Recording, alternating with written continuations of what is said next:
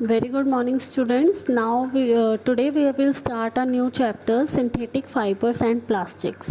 अभी तक जो है हमने अपने प्रीवियस क्लासेस में फाइबर्स क्या होते हैं, फाइबर्स कैसे मिलते हैं, इन सब के बारे में पढ़ा हुआ है. आज हम उससे एक्स्ट्रा पढ़ेंगे 8th क्लास के स्टैंडर्ड के अकॉर्डिंग कि सिंथेटिक फाइबर्स क्या होते हैं. अभी तक हमने पढ़ा है कि फाइबर्स क्या होते हैं, जिनसे हमारी कोई भी फैब्रिक बनता है उसको हम फाइबर्स बोलते हैं. फाइबर्स हमने ये भी पढ़ा है, 2 टाइप के हैं, नेचुरल एंड सिंथेटिक. नेचुरल जो हमें एनिमल्स और प्लांट से मिलते हैं, और हमारे सिंथेटिक जो हमारे मैन मेड नहीं होते, जो फैक्ट्रीज में बनते हैं. अब हम पढ़ते हैं सिंथेटिक फाइबर्स में एक्चुअली होता क्या है. जो सिंथेटिक फाइबर्स होते हैं उनके अंदर जो छोटे छोटे चेन होती है, यानी कि उसके जो छोटे छोटे पार्ट्स हो गए, जैसे कि हमें पता है हर चीज़ के कोई छोटे छोटे पार्ट्स होते हैं. जैसे अगर हम क्लॉथ की भी बात करें तो क्लॉथ भी जो है हमारे छोटे छोटे पार्ट्स से बनी होती है.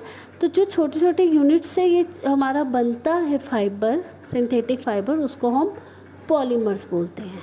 ठीक है. पॉलीमर जो है इसका क्या मतलब होता है. पॉली का मतलब होता है बहुत सारा, और मर का मतलब यूनिट्स, यानी कि बहुत सारी यूनिट्स से बनने वाली चीज़ को हम पॉलीमर्स बोलते हैं. इसलिए सिंथेटिक फाइबर्स को हम पॉलीमर्स भी कहते हैं. अब हमारे पास आता है सिंथेटिक फाइबर्स के. हमने पहले भी टाइप्स पढ़े हुए हैं, नायलॉन, रेयॉन, बहुत सारे टाइप्स पढ़े हुए हैं, जिसमें पहला हमारा है रेयॉन. रेयॉन जो होता है उसको हम आर्टिफिशियल सिल्क बोलते हैं. जैसे कि अगर हम रियल सिल्क की, हमने पहले पढ़ा हुआ है प्रीवियस क्लास में कि रियल सिल्क जो है हमें सिल्क वॉर्म से मिलता है, जो कि काफ़ी कॉस्टली होता है. उसके ऊपर काफ़ी प्रोसेसेस करे जाते हैं, गिनिंग वगैरह, देन उसके बाद हमें जो है रियल सिल्क मिलता है. लेकिन अब जो है कि चीप रेट पे भी हमें मिल जाए और सिल्क जैसा ही कपड़ा मिल जाए, तो उसके लिए हम लोग रेयॉन का यूज़ करते हैं, जो कि वुड पल्प, यानी कि जो लकड़ी होती है ना, उसके बुरादे से जो है बनाया, उसके ऊपर केमिकल प्रोसेस करके जो है ये बनाया जाता है, जिसको आर्टिफिशियल सिल्क बोलते हैं. जिसके आप लोग साड़ीज़ भी वेयर करते हैं, बेडशीट्स, कारपेट्स, इन सब को बनाने में यूज़ किया जाता है. सेकंड आपका आता है नायलॉन. नायलॉन जो है ये भी एक तरह का मैन मेड है फाइबर है. इसमें जो है क्या है, मैन मेड फाइबर में ये जो है हमारा सिंथेटिक, ये स्ट्रॉन्ग, इलास्टिक और जो है काफ़ी लाइट वेट होता है. ये जो है बहुत ज़्यादा ड्यूरेबल होता है. जो आपके सॉक्स वगैरह होती है, टूथब्रश वगैरह होता है, इन सब में इसी का यूज़ किया जाता है. इवन जो पैराशूट्स वगैरह भी बनते हैं वो भी इसी के बनते हैं, बिकॉज़ ये जो है बहुत ज़्यादा चलने वाला और बहुत चीप रेट में हमें मिल जाता है. उसके बाद हम बात करते हैं थर्ड टाइप की, जिसमें आपका पॉलिएस्टर एंड एक्रेलिक आता है. पॉलिएस्टर क्या होता है.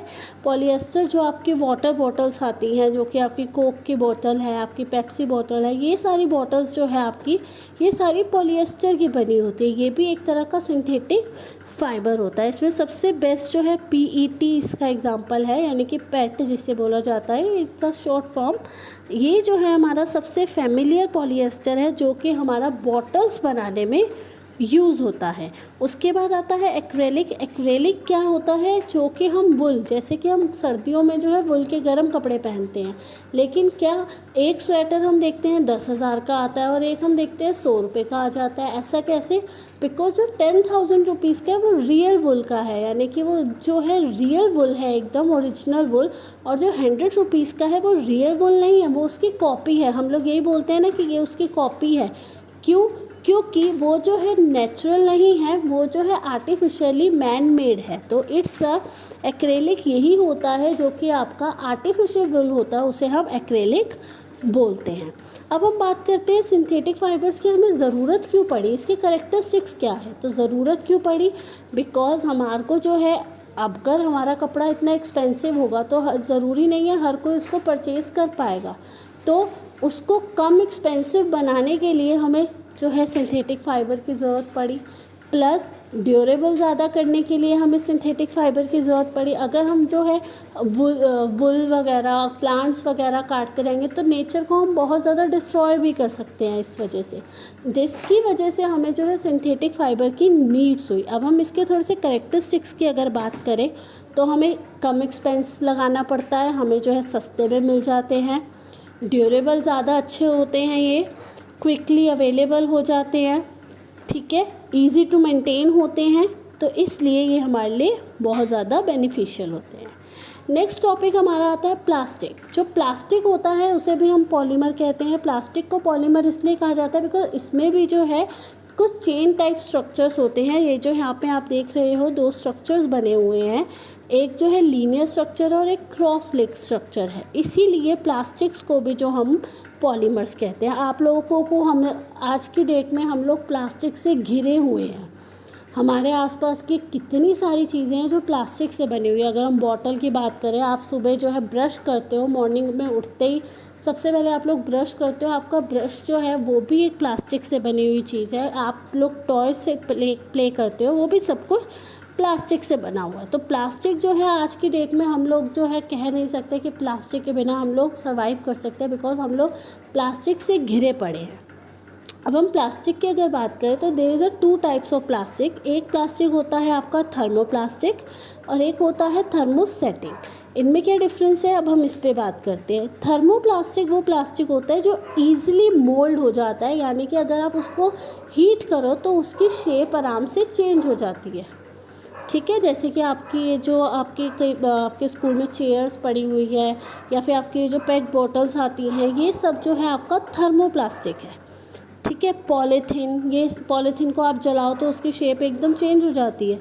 तो ये सारे आपके आते हैं थर्मोप्लास्टिक में। वहीं अगर हम थर्मोसेटिंग की बात करें तो it is also a plastic, but उसमें फ़र्क क्या है, वो जो उसको आप जब हीट करोगे तो वो मेल्ट नहीं होता, वो सॉफ्ट नहीं होता। जैसे कि आपने देखे आपके घरों में स्विच बोर्ड्स लगे हुए हैं, it is also a plastic, made up of plastic. But कभी आप स्विच बोर्ड अगर ख़राब हो जाए तो कभी उसको हीट लगाना या आग लगा के देखना, वो जलता नहीं है, उसकी शेप चेंज नहीं होती है।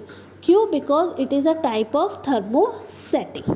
ओके, अब प्लास्टिक जो है, प्लास्टिक के क्या कैरेक्टरिस्टिक्स है? प्लास्टिक के कैरेक्टरिस्टिक्स ये है कि ये लाइट वेट होता है, स्ट्रॉन्ग होता है, ईज़िली मिल जाता है, चीप प्राइस में मिल जाता है, plus it is a poor conductor. आप लोगों ने देखा है कि आपकी जो वायरिंग होती है अंदर से तो कॉपर की होती है, बट उसके ऊपर जो है प्लास्टिक की कोटिंग होती है। क्यों होती है? Because plastic is a poor conductor of heat and electricity, कि आपको जो है करंट जो है ना लगे। अगर आप नॉर्मल कॉपर के वायर को छुओगे तो करंट लग सकता है, लेकिन उसके ऊपर जब प्लास्टिक की कोटिंग होती है तो हमें जो है डायरेक्टली करंट नहीं लगता। तो इसलिए जो है प्लास्टिक को यूज़ किया जाता है। Now it's a last topic कि प्लास्टिक और इन्वायरमेंट का क्या रोल है। प्लास्टिक जो है डीकम्पोज होने में बहुत ज़्यादा टाइम लेता है, बहुत सारे ईयर्स लेता है, तब जाके प्लास्टिक जो है ख़त्म होता है।